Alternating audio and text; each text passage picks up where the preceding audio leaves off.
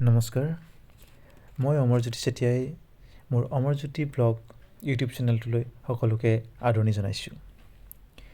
আজি মই এটা বিশেষ ভিডিঅ' আপোনালোকৰ আগত লৈ আহিছোঁ। আজি আমি ভিডিঅ'টোত আলোচনা কৰিম আমি মিটিং বা ছেমিনাৰসমূহত কিয় উপস্থিত থাকিব লাগে। বহু লোক বিভিন্ন কোম্পানীত জড়িত হৈ থাকে, কিন্তু কোম্পানীটোত জড়িত হোৱাৰ পিছত কোম্পানীটোৰ বিষয়ে জানিবলৈ তেওঁলোকে মিটিং বা ছেমিনাৰসমূহ এটেণ্ড নকৰে। ফলত কোম্পানীটোত তেওঁ যেনেধৰণে আগবাঢ়ি যাব লাগিছিল, যেনেধৰণে সফলতা পাব লাগিছিল, সেই সফলতা লাভ কৰিব নোৱাৰে। ফলত আধাতে তেওঁ কোম্পানীটো এৰি দিব লগা হয় বা কামটো বাদ দিয়ে। আজি আমি জানিম মিটিং বা ছেমিনাৰসমূহত আমি কিয় উপস্থিত থাকিব লাগে।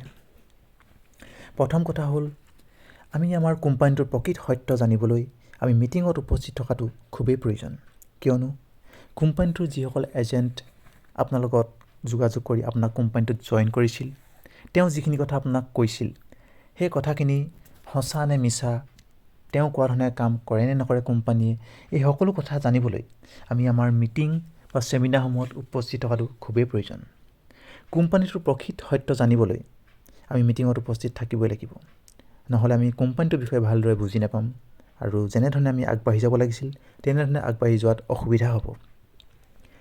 কামটোৰ বিষয়ে ভালদৰে জানিবলৈ হ'লে, কামটোৰ প্ৰকৃত জ্ঞান ল'বলৈ হ'লে আপুনি মিটিঙত উপস্থিত থাকিব লাগিব। কিয়নো মিটিং বা ছেমিনাৰসমূহত আমাক বুজাই দিয়া হয় আমি কেনেকৈ কামটো কৰিব লাগিব, ইয়াৰ পৰা কেনেকৈ ইনকম আহে বা ইয়াত কি কি ছিষ্টেম আছে, এই সকলোখিনি কথা ভালদৰে বুজিবলৈ আপুনি মিটিং বা ছেমিনাৰসমূহত উপস্থিত থকাটো খুব প্ৰয়োজনীয় কথা। যিহেতু প্ৰতিটো কোম্পানী, প্ৰতিটো ডাইৰেক্ট চেলিঙেই হওক বা অনলাইন কামেই হওক, প্ৰতিটো কোম্পানীয়ে প্ৰডাক্ট লৈ কাম কৰে, প্ৰডাক্ট বেছ কোম্পানী হয়। গতিকে আমি প্ৰডাক্টসমূহৰ বিষয়ে যদি নাজানো, তেনেহ'লে আমি আমাৰ টীমৰ মেম্বাৰসকলকো সেই বিষয়ে ক'ব নোৱাৰিম বা বেলেগকো আমি প্ৰডাক্টৰ বিষয়ে বুজাব নোৱাৰিম একো। ফলত কোনেও আপোনাৰ পৰা প্ৰডাক্ট নল'ব আৰু প্ৰডাক্ট নল'লে আপোনাৰ কামটো যেনেধৰণে আগবাঢ়ি যাব লাগিছিল তেনেধৰণে আগবাঢ়ি যাব নোৱাৰিব। যিহেতু প্ৰডাক্টৰ ওপৰতেই আমাৰ ইনকম নিৰ্ভৰ হৈ থাকে। গতিকে প্ৰতিটো কোম্পানীটোৰ যিমান প্ৰডাক্ট আছে, প্ৰতিটো প্ৰডাক্টৰ উপকাৰিতা, প্ৰডাক্টৰ ব্যৱহাৰ আৰু কেনেকৈ প্ৰডাক্ট আমি ব্যৱহাৰ কৰিব লাগিব, কি কি নতুন প্ৰডাক্ট আহিছে বা কি কি নতুন প্ৰডাক্ট আহিবলগীয়া আছে, এই সকলোখিনি কথা জানিবলৈ আমি মিটিঙত উপস্থিত থাকিব লাগিব। কিয়নো মিটিঙতে সকলোখিনি আমাক বুজোৱা যায় কোনটো প্ৰডাক্টৰ কি উপকাৰিতা আছে, কোনটো কেনেকৈ ব্যৱহাৰ কৰিব লাগে বা কি কি প্ৰডাক্ট আমাৰ আহিছে আৰু কি কি প্ৰডাক্ট আহিবলগীয়া আছে। এই সকলোখিনি কথা জানিবলৈ যদি আপুনি বিচাৰে, তেনেহ'লে মিটিং বা ছেমিনাৰসমূহত থাকিবই লাগিব উপস্থিত। মিটিং বা ছেমিনাৰসমূহত উপস্থিত থাকিলে আমাৰ কি হয়, আত্মবিশ্বাস বৃদ্ধি পায়। কিয়নো তাত বিভিন্ন লিডাৰ উপস্থিত থাকে আৰু লিডাৰসকলে তেওঁলোকে কাম কৰাৰ পদ্ধতি, তেওঁলোকে কাম কৰাৰ কৌশল বা তেওঁলোকে কেনেধৰণে আগবাঢ়ি গৈছিল, এই সকলোখিনি কথা তেওঁলোকে মিটিঙত শ্বেয়াৰ কৰে। ফলত তেওঁলোকৰ সেই কৌশল, পদ্ধতি আৰু তেওঁলোকৰ আগবাঢ়ি যোৱা যি ধৰণৰ কাম কৰিছিল, সেই কথাখিনি জানিব পাৰি আপোনাৰ নিজৰ আত্মবিশ্বাস বৃদ্ধি হ'ব। আৰু আত্মবিশ্বাস বৃদ্ধি হ'লেই আপুনি কামটোত সফলতা লাভ কৰিব পাৰিব বা কামটো সুচাৰুৰূপে কৰি যাব পাৰিব। আপুনি যদি নিজকে লিডাৰ হিচাপে গঢ়ি তুলিব বিচাৰে, তেনেহ'লে আপুনি মিটিঙত উপস্থিত থকাটো খুবেই প্ৰয়োজন। কাৰণ মিটিঙত উপস্থিত থাকিলেহে আপুনি জানিব পাৰিব তেওঁ কেনেকৈ তেওঁৰ টীমটো চলাইছে, তেওঁ কেনেকৈ মিটিংখন এৰেঞ্জ কৰিছে বা তেওঁলোকৰ টীমৰ মেম্বাৰসকলৰ সমস্যাসমূহ কেনেকৈ সমাধান কৰিছে, এই সকলোখিনি কথা আপুনি মিটিঙতহে জানিব পাৰিব। গতিকে মিটিঙত উপস্থিত থাকি তেওঁলোকৰ পৰা সেই জ্ঞানসমূহ আহৰণ কৰি আপুনিও নিজকে এজন লিডাৰ হিচাপে ভৱিষ্যতে গঢ়ি তুলিব পাৰিব বা কামটোত সফলতা লাভ কৰিব পাৰিব।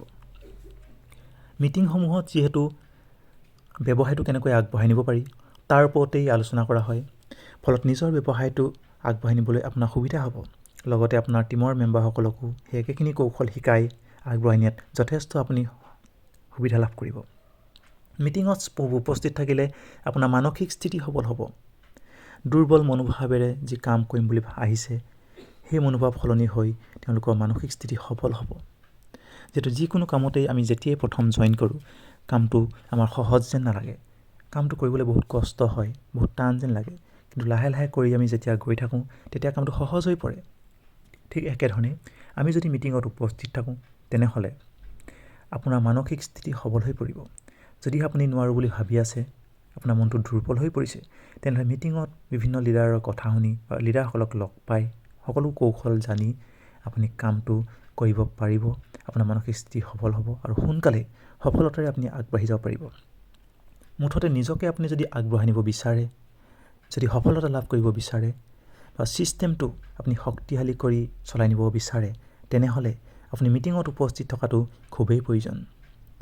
গতিকে আজি মই আপোনালোকক এইকেইটা বিষয়ৰ ওপৰত আলোচনা কৰিলোঁ। আমি কিয় মিটিঙত উপস্থিত থাকিব লাগে, মিটিঙত উপস্থিত থাকিলে আমাৰ কি সুবিধা হয়, কি লাভ হয়, এইখিনি কথা আলোচনা কৰিলোঁ। যদিহে মই কোৱা কথাখিনি আপোনালোকে ভাল পাইছে বা সঁচা যেন অনুভৱ হৈছে, তেনেহ'লে আপুনি মোৰ ভিডিঅ'টোত লাইক এটা দিবলৈ নাপাহৰিব। আৰু লগতে আপোনালোক যদিহে নতুনকৈ আহিছে মোৰ চেনেলটোলৈ, তেনেহ'লে মোৰ চেনেলটো ছাবস্ক্ৰাইব কৰি ৰাখিব আৰু ছাবস্ক্ৰাইব কৰাৰ লগতে কাষত যিটো বেল আইকন আছে, বেল আইকনটো দবাই ৰাখিব, যাতে মই যেতিয়াই যি ভিডিঅ' আপলোড কৰোঁ সেই ভিডিঅ'সমূহ যাতে প্ৰথম নটিফিকেশ্যনটো আপোনাৰ তাত যায় আৰু আপুনি ভিডিঅ'টো চাব পাৰে। গতিকে আহক বন্ধুসকল, এনেধৰণৰ ভিডিঅ'সমূহ আমি আৰু পাই থাকিম। মই আপোনালোকৰ বাবে এনেকুৱা ভিডিঅ'সমূহ লৈ থাকিম। গতিকে সকলোৰে সফলতা কামনা কৰি আজি মোৰ ভিডিঅ'টো মই ইমানতে সামৰণি মাৰিব বিচাৰিছোঁ। ধন্যবাদ।